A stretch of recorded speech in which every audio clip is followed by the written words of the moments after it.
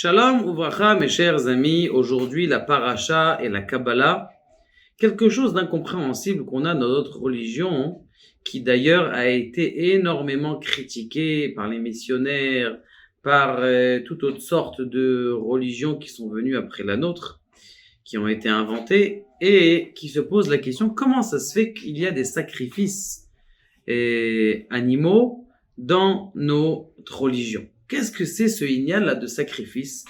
Alors, on sait très bien qu'il est marqué dans le Midrash qu'un enfant, on doit commencer à lui apprendre avec les sacrifices.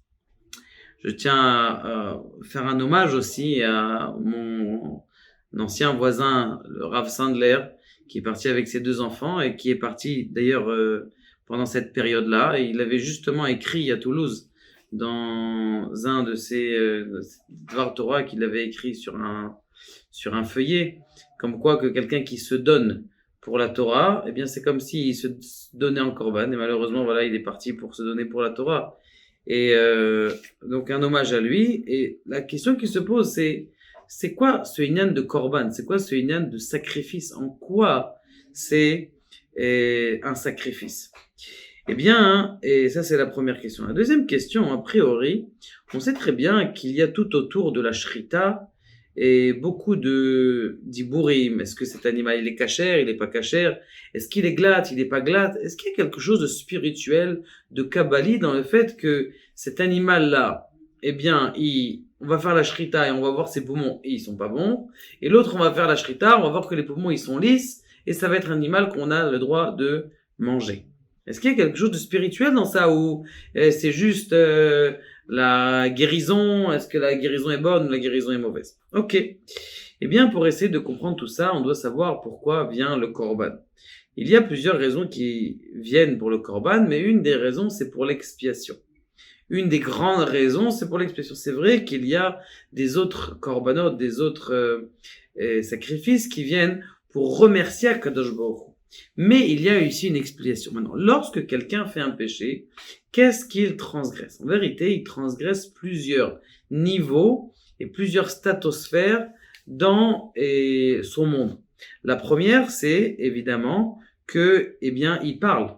Il va dire, je sais pas, il va commencer à draguer, par exemple. Ça peut être donc la Avera, le péché dans la Avera. Il y a aussi l'acte, le fait qu'il a touché, qu'il a mangé. Ça, c'est le deuxième niveau. Le troisième niveau, c'est qu'il a pensé. On sait très bien qu'un homme, la Gemara, elle dit que le plus grave des péchés, en vérité, dans la Havera, c'est ce qu'il pense de la Havera après qu'il a fait la Havera. C'est-à-dire, quand il a fait la Havera, ça a duré, je sais pas, il a mangé son steak pas cachère, ça a duré, on va dire, 10 minutes, mais qui a dit, ouais, qu'est-ce qu'on a mangé, les moules qu'on a mangé à l'époque. Ça, c'est aussi une certaine sorte de Havera, que ça aussi, il faut expier. Et donc, la parole, la pensée et l'acte. Donc maintenant, pour ça, il faut expier tout cela. Maintenant, avec quelle chose il a fait ça? Avec quelle chose il a fait sa avérote? Eh bien, il a fait avec le domem. Qu'est-ce qu'on appelle le domem? Le domem, c'est tout ce qui est, comment on appelle ça, inerte. La deuxième chose, c'est le tsomer, c'est le végétal. La troisième chose, c'est l'animal, le corps qui fait ça. Et le médaber, celui qui parle. Maintenant, comment est-ce qu'il va expier ça? Il faut expier tous ces éléments, puisque c'est des éléments avec lesquels il a fait le péché. Ces éléments avec lesquels il a fait le péché, il doit remettre ça et réélever. Alors, il y a un zdor extraordinaire qui est contraire à ce que pensent les végétariens. Hein, et ils pensent que dire « c'est pas bien, vous tuez les animaux, ça leur fait du mal ». En vérité, le contraire. De tuer un animal et de le manger, ça l'élève. Pourquoi? Parce que lorsque quelqu'un il va faire la shrita, comment on appelle ça, l'abattage rituel à un animal, eh bien cet animal-là, il va passer de niveau animal au niveau humain, puisque maintenant, je vais avoir des forces, des protéines, ces protéines vont se transformer en énergie, cette énergie va me donner de l'énergie pour prier, pour mettre mes téphilines, pour faire le Shabbat, pour sanctifier le Shabbat, et donc cet animal, au lieu qu'il soit au niveau d'animal, eh bien il s'élève au niveau de médaber, de parlant et d'intelligent. Donc le contraire, ça élève l'animal et ça ne le fait pas souffrir, contrairement à ce que disait Brigitte Bardot. Là, donc l'expiation de la faute, elle vient par ce korban. Dans ce sacrifice, il y a quelque chose d'extraordinaire. La première chose, c'est lorsque c'est le niveau le plus bas, on a dit c'est des parties inertes. C'est quoi? Lorsqu'il y a un korban, eh bien on jette tout le temps du sel. On sait très bien que le sel, il fait partie de tout ce qui est cailloux minéraux, tout ce qui est cailloux, tout ce qui est les minéraux. D'accord? On met du sel sur le korban, c'est pour expier la faute qui elle aussi a fait partie de ce minéral et que tous les étincelles divines que j'ai dispersées, eh bien, ils reviennent et des minéraux. La deuxième chose, c'est le tsoméar. Qu'est-ce qu'on met dans un korban en général? On met de l'huile et on met du vin. C'est donc du végétal qui est là à l'intérieur d'un sacrifice. Le troisième niveau, c'est le niveau le plus connu, bien sûr, c'est l'animal. On sait très bien que l'âme humaine, ou en tout cas la chair humaine, comme il dit le Ba'alatania, il dit que là, notre chair, en vérité, c'est Nefesh HaBehemit. C'est notre âme. Il vient un petit peu, pas notre âme, en tout cas notre corps, il a des pulsions qui sont purement animales. Grâce à notre âme, on arrive à lever ça. Et le troisième, grâce au fait que il y a le vidouille. C'est quoi le vidouille? C'est-à-dire, je vais me repentir. Akadosh Baruch Hu, excuse-moi du péché que j'ai vu, j'ai mangé, j'ai pensé. Eh bien, ça, c'est le vidouille qui va faire. C'est Keneged le roi, c'est-à-dire le souffle avec lequel l'homme il a fait la Havera. Et il y a encore un niveau qui est plus élevé. Eh bien, c'est la Neshama. La Neshama, elle a été aussi un petit peu, comment est-ce qu'on arrange ça? C'est-à-dire la mauvaise volonté de la personne de faire un péché, c'est la kavana, la pensée du Kohen.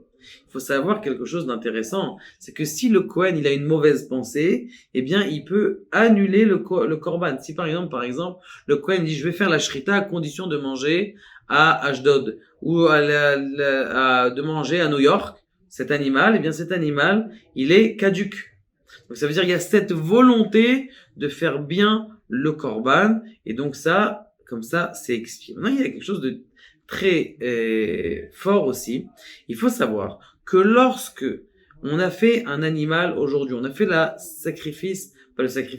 mais l'abattage rituel d'un animal. Eh bien, ce qui se passe, c'est que il y a à l'intérieur de cet animal un petit peu de la personne qui a fauté ou des gens qui sont Megoul Galim. Des gens qui reviennent en réincarnation à l'intérieur de ces animaux. Si cet animal, il sort cachère, eh bien, c'est-à-dire que la personne qui était à l'intérieur de cet animal, eh bien, il est arrivé à son tikkun, je vais le manger et il va s'élever. Combien d'histoires on a racontées dans les rubriques sur les Gilgulim, sur les réincarnations, qui fait en sorte que justement, eh bien, il y a des hommes à l'intérieur de cet animal. Il y a quelque chose d'extraordinaire aussi. C'est lorsque cet animal-là, il sort. J'ai fait la shrita, mais il n'est pas sorti cachère. Il y avait une aiguille dans le poumon. Il y avait un trou dans le poumon. Il y avait des taches noires sur le poumon. Eh bien, ce qui s'est passé, c'est que, tout simplement, eh bien, cette personne qui était à l'intérieur de cet animal n'est pas encore arrivée à ce tikkun. Il fallait qu'il passe par une shrita. Mais malheureusement, il va être mangé par quelqu'un d'autre et non pas par la personne qui va faire une prière avec le nom de Dieu sur la table. Donc ça, mes amis, c'est quelque chose d'extraordinaire de savoir que le sacrifice, en vérité, c'est une expiation entière une plénitude de l'homme, c'est-à-dire que cet homme, son nefesh, il va remonter complètement au ciel. Maintenant, bien sûr, vous allez dire, comment on va faire aujourd'hui pour avoir cette plénitude dans eh bien, tout simplement. Drosh vekabel sechar. Sache que lorsque vous avez écouté ce cours, eh bien, ce cours lui-même, le fait de l'écouter, de le diffuser, ou même de réapprendre, eh bien, c'est déjà comme si on faisait un sacrifice. Parce qu'on n'a pas de sacrifice. Le seul sacrifice qu'on a, c'est de l'étudier. Et lorsqu'on étudie surtout en Kabbalah, et surtout en profondeur, eh bien, c'est sûr que la plénitude de l'expiation de toutes nos fautes, elle soit enlevée en espérant que le Mashiach arrive très prochainement. Baruch Adonai, le'olam, amen, ve amen.